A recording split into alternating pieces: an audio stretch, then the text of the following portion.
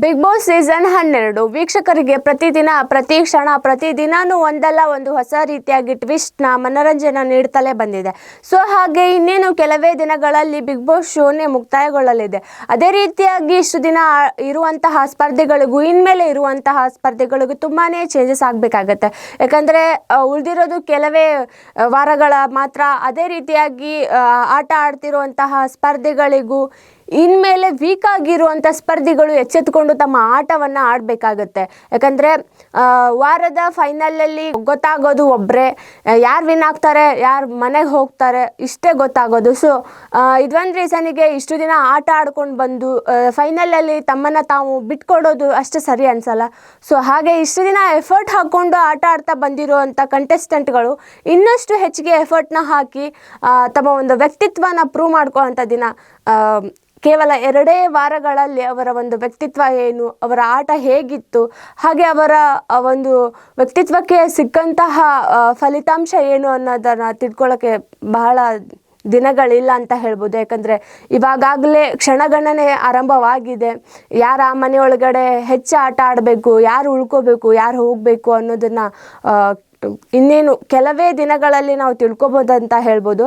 ಅದೇ ರೀತಿಯಾಗಿ ಮೊನ್ನೆ ನಾಮಿನೇಷನ್ ಪ್ರಕ್ರಿಯೆ ಆಗಿರ್ಬೋದು, ಮನೆಯಿಂದ ಇಬ್ಬರು ಎವಿಕ್ಟೆಡ್ ಆಗಿ ಹೊರಗಡೆ ಬಂದಿರೋದಾಗಿರ್ಬೋದು, ಈ ವಿಚಾರವಾಗಿ ಸಾಕಷ್ಟು ಜಾಲತಾಣಗಳಲ್ಲಿ ಸುದ್ದಿ ಹರಿದಾಡ್ತಿದೆ. ಯಾಕಂದರೆ ಸೂರಜ್ ಬರಬಾರ್ದಿತ್ತು, ಅವರ ವ್ಯಕ್ತಿತ್ವ ಅಲ್ಲಿ ಕರೆಕ್ಟ್ ಆಗಿತ್ತು, ಹಾಗೆ ಅವರ ಆಟದಲ್ಲಿ ಕರೆಕ್ಟ್ ಆಗಿದ್ದರು. ಸೊ ಅವರೆಲ್ಲೋ ಒಂದು ಕಡೆ ಮಾತಾಡೋದ್ರಲ್ಲಿ ಹಿಂದುಳಿದಿದ್ರೆ ಹೊರತು ಅವರ ತಮ್ಮ ವ್ಯಕ್ತಿತ್ವ ಆಗಿರ್ಬೋದು, ಆಟದಲ್ಲಿ ಆಗಿರ್ಬೋದು ಯಾವತ್ತೂ ಬಿಟ್ಕೊಟ್ಟಿರಲಿಲ್ಲ ಅಂತ ಹೇಳಿ. ಅದು ಒಂದು ಕಡೆ. ಆದರೆ ಮಾಳೂರು ಹೊರಗಡೆ ಬಂದಿರೋದು ವೀಕ್ಷಕರಿಗೆ ತುಂಬಾ ಶಾಕ್ ಆಗಿದೆ. ಯಾಕಂದರೆ ಅಂಥ ವ್ಯಕ್ತಿ ತಮ್ಮ ಪರ್ಸ್ನಾಲಿಟಿಯನ್ನು ತುಂಬಾ ಚೆನ್ನಾಗಿ ಅಲ್ಲಿ ಕ್ರಿಯೇಟ್ ಮಾಡ್ಕೊಂಡಿದ್ರು. ಹಾಗೆ ಜನರನ್ನು ಒಳಗಡೆ ಬಿಟ್ಟಾಗ ಜನರಿಂದ ಒಂದು ತಮ್ಮ ಓಟ್ನ ಕೇಳಿ ಬಿಗ್ ಬಾಸ್ ಮನೆಯಲ್ಲಿ ಕ್ಯಾಪ್ಟನ್ಶಿಪ್ನ ಗಳಿಸಿದ್ರು ಅಂತಲೇ ಹೇಳ್ಬೋದು. ಯಾಕಂದರೆ ಅಷ್ಟು ಜನಕ್ಕೆ ಬೇಕಾಗಿರುವಂಥ ವ್ಯಕ್ತಿ ಸಡನ್ ಆಗಿ ಮನೆಯಿಂದ ಹೊರಗಡೆ ಬಂದಿದ್ದೆ. ಆಕೆ ಅವರು ಒಂದು ಆಟನ ಚೆನ್ನಾಗಿ ಆಡ್ತಿದ್ರು, ಎಲ್ಲರ ಜೊತೆಗೂ ತಮ್ಮ ಒಂದು ಮಾತುಗಳನ್ನು ನಡೆಸ್ತಿದ್ರು, ಎಲ್ಲರ ಜೊತೆಗೂ ಹೊಂದ್ಕೊಂಡು ಹೋಗ್ತಿದ್ರು ಅಂತಲೇ ಹೇಳ್ಬೋದು. ಮನೆಯ ಕೆಲಸ ಅಂತ ಬಂದಾಗೂ ಅವರು ಎಲ್ಲೋ ಆಗಲ್ಲ ಅಂತ ಕೂತಿರೋದಿಲ್ಲ, ಎಲ್ಲ ಕೆಲಸನೂ ಮಾಡ್ತಿದ್ರು. ಸೊ ಅದೇ ರೀತಿಯಾಗಿ ಬಿಗ್ ಬಾಸ್ ಒಂದು ಟ್ವಿಸ್ಟ್ ಅಂತಲೇ ಹೇಳ್ಬೋದು.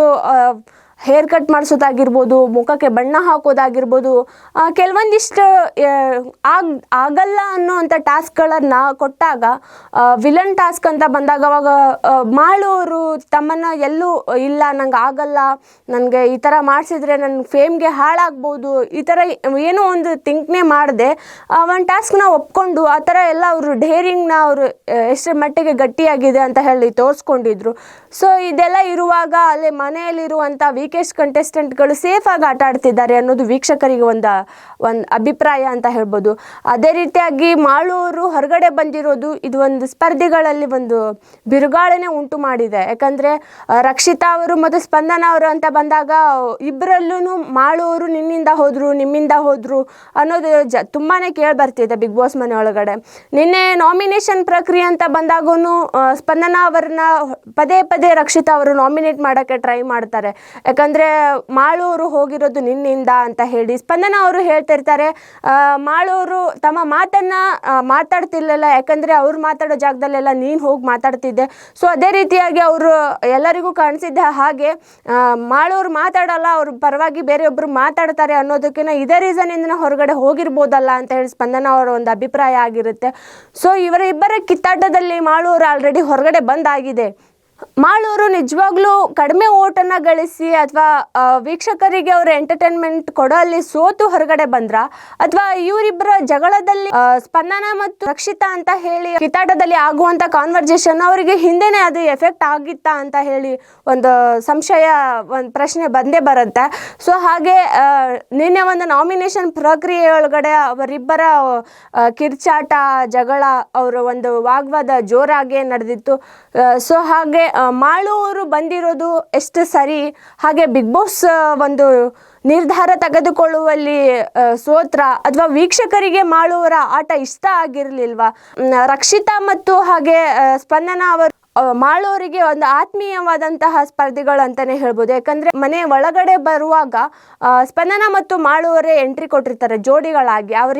ಅವರಿಬ್ಬರನ್ನು ಮನೆಯ ಸ್ಪರ್ಧಿಗಳೇ ಉಳಿಸ್ಕೊಂಡಿರ್ತಾರೆ, ಅವ್ರನ್ನ ಉಳಿಸ್ಕೊಂಡಿರ್ತಾರೆ. ಸೊ ಅದೇ ರೀತಿಯಾಗಿ ಇವಾಗ ಸ್ಪಂದನ ಮತ್ತು ಮಾಳು ಅವರೇ ಫೈನಲಿಗೆ ಯಾರು ಮನೆಗೆ ಹೋಗ್ಬೇಕು ಯಾರು ಉಳ್ಕೋಬೇಕು ಅಂತ ಬಂದಾಗ ಇಬ್ರು ಕಾರ್ ಒಳಗಡೆಯಿಂದ ಹೋಗಿ ರಿಟರ್ನ್ ಮನೆ ಒಳಗಡೆ ಯಾವ ಕಾರ್ ಹೊರಗಡೆ ಬರುತ್ತೆ ಅದರಲ್ಲಿ ಯಾರು ಇರ್ತಾರೆ ಅವ್ರು ಸೇಫ್ ಅಂತ ಹೇಳಿರ್ತಾರೆ. ಸೊ ಹಾಗೆ ಮನೆ ಹೊರಗಡೆ ಹೋದಂತಹ ವ್ಯಕ್ತಿ ಮಾಳುವರಾಗಿರ್ತಾರೆ, ಮನೆ ಒಳಗಡೆ ರಿಟರ್ನ್ ಬಂದಂತಹ ವ್ಯಕ್ತಿ ಸ್ಪಂದನ ಅವರು ಸೇಫ್ ಆಗಿ ಮನೆ ಒಳಗಡೆ ಬಂದರು ಅಂತ ಹೇಳ್ಬೋದು. ಇದೊಂದೆಲ್ಲೋ ರಕ್ಷಿತಾ ಅವರಿಗೆ ಇಷ್ಟ ಆಗಲಿಲ್ಲ. ಸೊ ಮಾಳು ಅವರು ಉಳ್ಕೋಬೇಕಿತ್ತು. ಅವರು ಮೊನ್ನೆ ಒಂದು ಚಟುವಟಿಕೆಯಲ್ಲಿ ಸೀಕ್ರೆಟ್ ರೂಮ್ ಒಳಗಡೆ ಇದ್ದಂತಹ ಚಟುವಟಿಕೆ ಒಳಗಡೆ ಇದೇ ರೀತಿಯಾಗಿ ಮಾಳು ಅವರಿಗೆ ಫೇವರಿಸಮ್ ಮಾಡಿದ್ರು ಅಂತಲೇ ಹೇಳ್ಬೋದು. ಯಾಕಂದರೆ ಮಾಳು ಅವ್ರನ್ನ ಉಳಿಸ್ಬೇಕು ಅನ್ನೋದು ಅವರಿಗೆ ರಕ್ಷಿತಾ ಅವರಿಗೆ ತುಂಬಾ ಇತ್ತು. ಸೊ ಹಾಗೆ ಈ ವಾರ ಅವರು ಲಾಸ್ಟ್ ವಾರ ಸೇಫ್ ಆದ್ರೂ ಈ ವಾರ ಅವ್ರ ಮನೆಯಿಂದ ಹೊರಗಡೆ ಹೋದರು. ಈ ಒಂದು ಮಾತುಕತೆಯಿಂದ ಮಾಳು ಅವರಿಗೆ ಹಿಂದೆನೇ ಮಾತುಗಳು ಎಫೆಕ್ಟ್ ಆಗಿದ್ವು, ಅವರು ತಮ್ಮನ್ನು ತಾವು ಎಚ್ಚೆತ್ತುಕೊಳ್ಳಲಿಲ್ವಾ? ಅದೇ ರೀತಿಯಾಗಿ ಸ್ಪಂದನ ಅವರು ಸೇಫ್ ಗೇಮ್ ಆಡ್ತಿದ್ದಾರಾ? ವೀಕ್ಷಕರೇ, ನಿಮ್ಮ ಅಭಿಪ್ರಾಯವನ್ನು ನಮಗೆ ಕಾಮೆಂಟ್ ಮೂಲಕ ತಿಳಿಸಿ.